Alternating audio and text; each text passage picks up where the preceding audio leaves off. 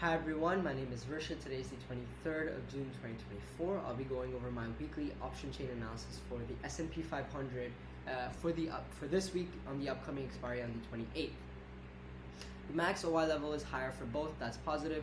Quantity is higher for PE, that's positive. Change is higher for PE, that's positive. Short squeeze is higher for PE, which is negative. And PCR is now above 2.5, which is definitely negative, and since it's quite overbought.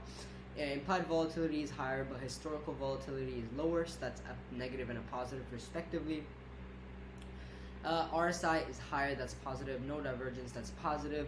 ADX is higher, that's positive. ATR is lower, that's positive. Both EMAs are higher. VWAP is higher, however, which is all positive.